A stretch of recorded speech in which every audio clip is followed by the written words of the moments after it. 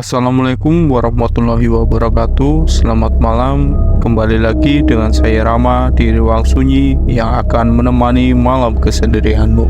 Untuk kisah yang akan saya bawakan kali ini yaitu kisah yang berjudul Misteri Kematian Bidan Desa. Sebelum masuk ke ceritanya, tarik selimutmu, matikan lampu kamarmu, dan seperti apa kisah kali ini, langsung saja simak ceritanya. Angin sepoi-sepoi bermain dengan rambut panjang berwarna coklat muda milik Aisyah. Seorang bidan muda yang cantik dengan senyum manisnya yang mampu menyinari seisi ruangan. Hari itu, suasana di kantor dinas kesehatan terasa hening. Hanya suara burung yang terdengar dari luar jendela dan bisikan angin yang sesekali merayapi kantor tersebut. Aisyah duduk di meja kerjanya, sibuk dengan tumpukan berkas pasien dan formulir kesehatan. Namun, suasana seketika berubah saat seorang atasan mendekatinya dengan senyum tipisnya.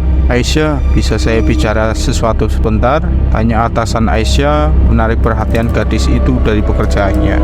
Dengan penuh perhatian, Aisyah mengangguk. "Tentu Pak, ada yang bisa saya bantu?"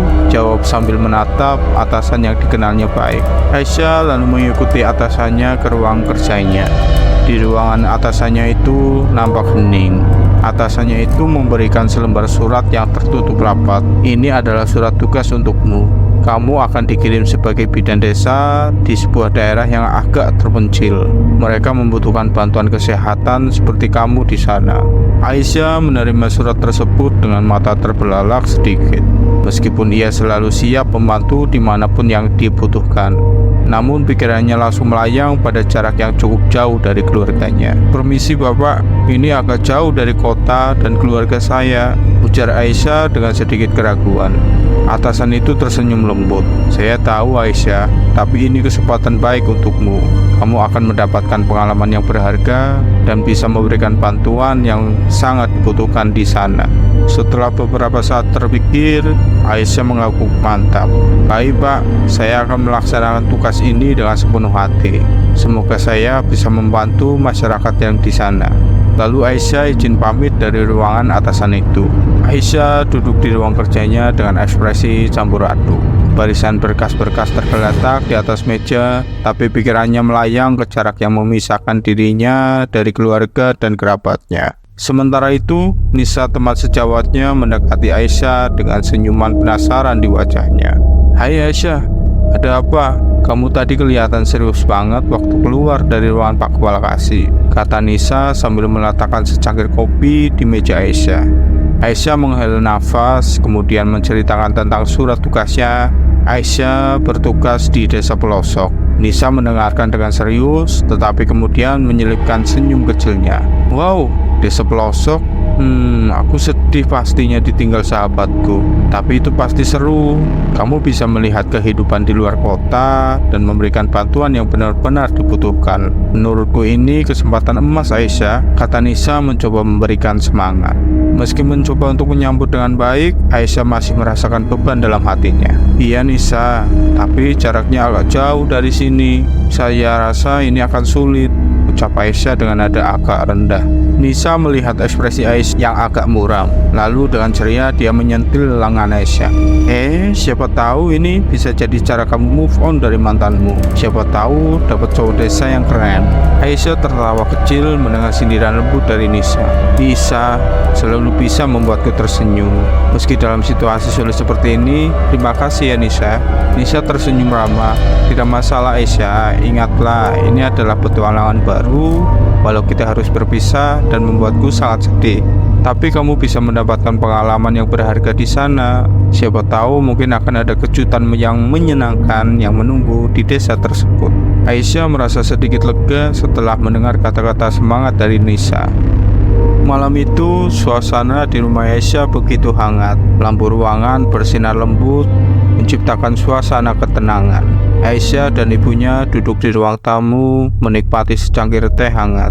Suara desiran hujan di luar memberikan sentuhan romantis pada momen tersebut. Aisyah memutuskan untuk bercerita tentang tugasnya ke desa pelosok pada ibunya. Dengan suara lembut, dia menceritakan segala detail yang dia ketahui dari kondisi desa hingga jarak yang memisahkan mereka. Ibu Aisyah mendengarkan dengan hati-hati. Wajahnya mencerminkan campuran rasa bangga dan kekhawatiran. Setelah Aisyah selesai bercerita, ibunya menyeka air matanya yang hampir menetes. "Aisyah anakku," kata ibuku sambil menggenggam tangan Aisyah. "Aku tahu ini sulit bagimu, namun percayalah, ini adalah kesempatan besar dan pengalaman berharga bagimu. Desa itu membutuhkan bantuanmu." Aisyah menatap ibunya dengan berkaca-kaca. "Tapi ibu, bagaimana aku bisa meninggalkanmu? Bagaimana jika ada yang terjadi padamu di sini?" Ibu Aisyah tersenyum lembut. "Sayangku, aku tahu kamu khawatir, tapi aku yakin kamu akan baik-baik saja. Ini adalah langkah yang besar untukmu, dan aku tahu kamu menjalani dengan penuh dedikasi. Kamu memiliki hati yang baik, Aisyah." Aisyah merasa getaran hangat dari dukungan ibunya. Dia merangkul ibunya erat-erat dan keduanya merasakan getaran emosi yang sangat sulit diungkapkan dengan kata-kata. "Mama bangga padamu, Aisyah. Ingatlah, walau jarak memisahkan kita, cinta kita tidak akan pernah berkurang," ucap ibunya dengan suara lembut. Saat itu, ruangan terasa penuh dengan kehangatan dan kebersamaan, tapi juga dipenuhi oleh kerinduan dan kekhawatiran. Mereka berdua saling memeluk, tak tega untuk berpisah. Air mata mereka mengalir bersamaan, menciptakan momen yang penuh dengan kebersamaan dan cinta seorang ibu. Setelah pelukan panjang, Aisyah memberanikan diri untuk berkata, "Terima kasih Mama atas segala dukunganmu. Aku janji akan selalu menjaga diriku dan kembali dengan selamat." Ibu Aisyah mengangguk, mencoba menyembunyikan air matanya. "Iya nak, dan lakukanlah yang terbaik. Aku selalu mendoakanmu, kapanpun yang kamu butuhkan, hatimu akan selalu bersama kita di sini." Hari yang dinanti datang begitu cepat. Pagi itu, Aisyah bersiap-siap dengan hati yang campur aduk.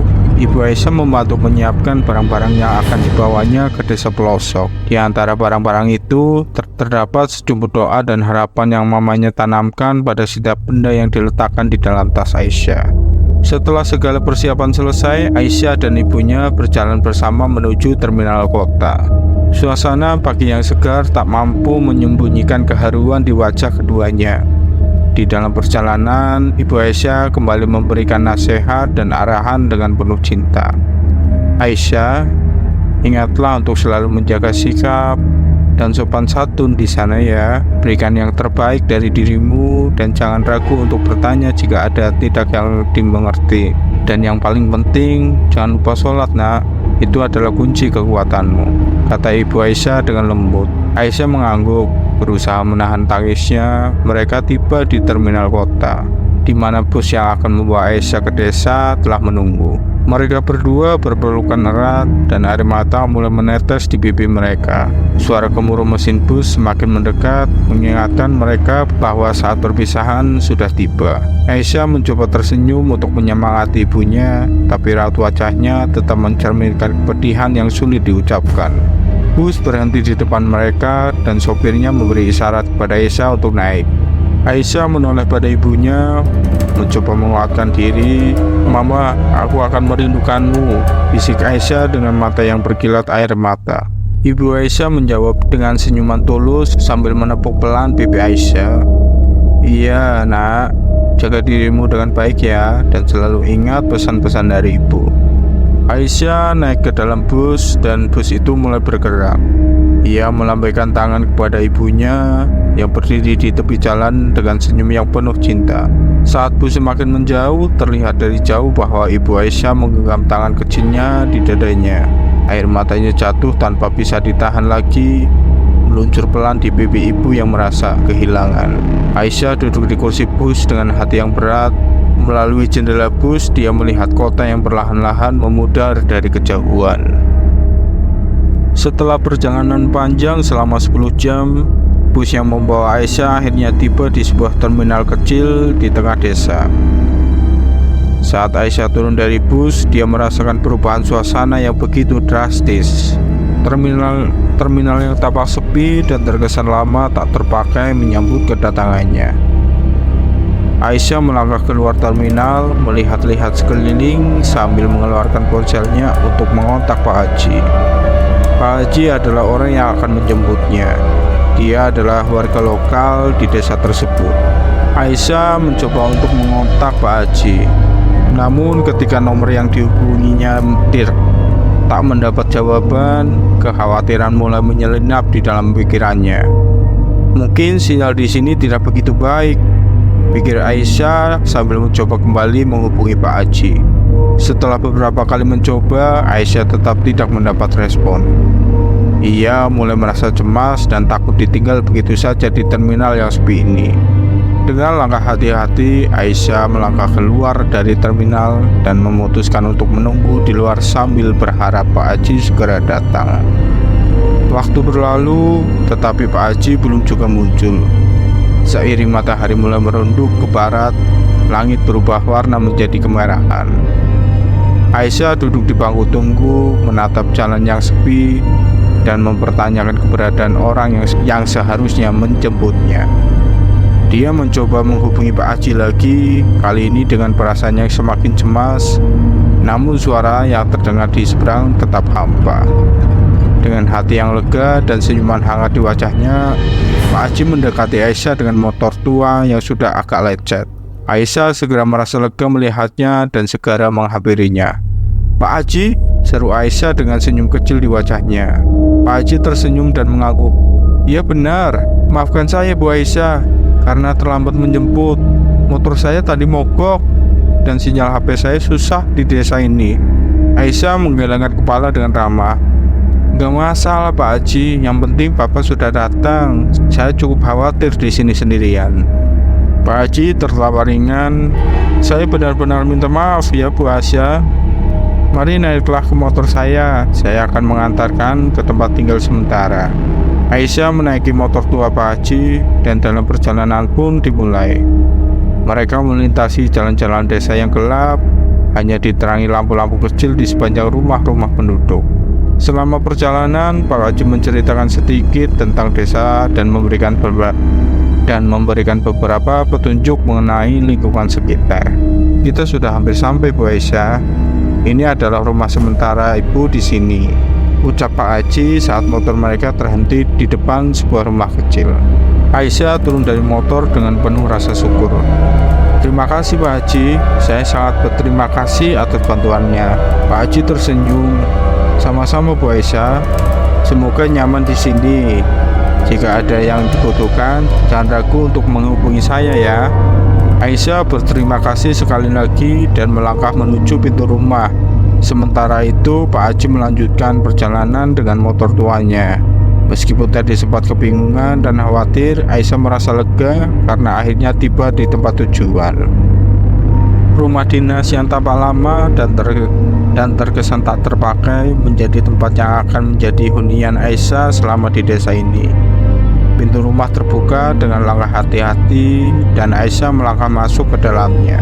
Walau terlihat tua, namun Pak Haji telah membersihkan rumah tersebut sehingga terasa nyaman dan bersih. Suasana malam di desa terasa sangat hening dan sunyi. Cahaya bulan menghiasi langit, mencerahkan jalan-jalan desa yang tampak sepi. Aisyah memutuskan untuk beristirahat setelah perjalanan panjang dan semua kesibukan hari ini. Setelah mandi, Aisyah menuju kamar tidurnya yang sederhana. Peralatan tidur yang disediakan di sana terasa nyaman dan Aisyah dengan cepat merunduk untuk beristirahat. Tubuhnya yang lelah mulai merasapi kenyamanan tempat tidur dan dia segera terlelap. Pagi yang segar menyapa Aisyah saat ia membuka mata. Dengan penuh semangat, ia bangun dari tempat tidur dan melangkah ke jendela kamar. Sinar matahari yang lembut memasuki ruangan, memberikan sentuhan hangat pada wajahnya. Aisyah kemudian mengambil ponselnya dan memutuskan untuk menelepon ibunya. "Ibu, maaf aku baru bisa memberi kabar sekarang. Semalam begitu melelahkan, langsung saja tertidur begitu sampai rumah," ucap Aisyah sambil tersenyum di balik teleponnya. Ibu Aisyah dengan suara hangatnya menjawab, "Tidak apa-apa nak, bagaimana suasana di desa? Apakah semuanya baik-baik saja di sana?" Aisyah dengan riang menceritakan suasana desa yang begitu berbeda dari kehidupan di kota. Ia menjelaskan keindahan alam sekitar, kehangatan penduduk desa, dan bagaimana rumah dinas yang sederhana namun menyenangkan telah menjadi tempat yang membuatnya merasa nyaman. Setelah berbincang-bincang dengan ibunya, Aisyah memutuskan untuk bersiap-siap. Dia bergegas menuju kamar mandi untuk mandi dan mengenakan seragam kerjanya. Seusai itu, Aisyah menyusun barang-barangnya dan melangkah keluar menuju klinik desa yang berada di samping rumah dinas Aisyah, dan Aisyah hanya bekerja sendiri di sana. Pukul 8 pagi, Aisyah duduk di ruang klinik, fokus pada berkas-berkas kesehatan yang perlu diatur dan disusun. Saat Aisyah tengah sibuk dengan tugasnya, terdengar suara gemuruh mesin motor tua di luar klinik. Aisyah menoleh ke arah pintu dan senyum terukir di wajahnya ketika melihat Pak Haji memasuki ruangan. Dengan senyum ramah, Pak Haji menyapa Aisyah. "Selamat pagi, Bu Aisyah. Maaf kalau datang tiba-tiba," ucap Pak Haji sambil mengangguk hormat. Aisyah tersenyum. "Tidak apa-apa, Pak Haji. Selamat pagi juga. Ada yang bisa dibantu?" Pak Haji menjelaskan bahwa dia hanya ingin memastikan bahwa Aisyah tidak kesulitan atau membutuhkan bantuan apapun. Dia menawarkan bantuan untuk mengenalkan Aisyah lebih dalam tentang desa ini dan memberikan informasi yang mungkin berguna untuk tugasnya sebagai bidan desa. Aisyah merasa senang dengan kebaikan hati Pak Haji. "Terima kasih Pak Haji, saya benar-benar menghargainya. Tentu saya akan berusaha memberikan yang terbaik di desa ini. Itu sudah sangat membantu saya Pak Haji." Setelah obrolan singkat, Pak Haji mengusulkan agar mereka menghabiskan waktu untuk keliling desa agar Aisyah bisa lebih mengenal lingkungan sekitarnya. Aisyah dengan senang hati menerima ajakan tersebut. "Bagaimana kalau hari ini kita keliling desa biar Bu Aisyah lebih tahu desa ini? Saya bisa menunjukkan beberapa tempat penting di sini," kata Pak Haji dengan senyum hangat. Aisyah setuju dengan semangatnya. Mereka berdua keluar dari klinik dan Aisyah membonceng di belakang motor tua Pak Haji. Dengan kecepatan yang cukup pelan, mereka menjelajahi desa, melintasi jalan-jalan kecil yang diapit sawah hijau dan kebun-kebun warga. Pak Haji sedikit menceritakan sejarah desa, tradisi lokal, dan memberikan informasi yang berharga kepada Aisyah. Saat perjalanan keliling desa berlanjut, Pak Haji dengan sabar menjelaskan berbagai hal menarik tentang kehidupan di desa ini. Ia mengenalkan Aisyah pada warga desa yang mereka temui di sepanjang perjalanan, membuat Aisyah merasa semakin diterima oleh warga di sini. Namun di tengah-tengah percakapan, Pak Haji berhenti sejenak dan melanjutkan untuk menjelaskan tentang sebuah hutan pinus yang berada di ujung desa. "Bu Aisyah, di ujung desa ini ada hutan pinus yang sudah ada sejak dulu. Orang desa ini percaya bahwa hutan itu memiliki kekuatan mistis, jadi tidak boleh ada yang masuk ke dalamnya, bahkan penduduk desa itu sendiri." Sebenarnya, apa yang terjadi dengan hutan pinus itu, mengapa menjadi sebuah larangan di desa itu? Simak cerita berikutnya di bagian kedua tentang misteri kematian bidan desa.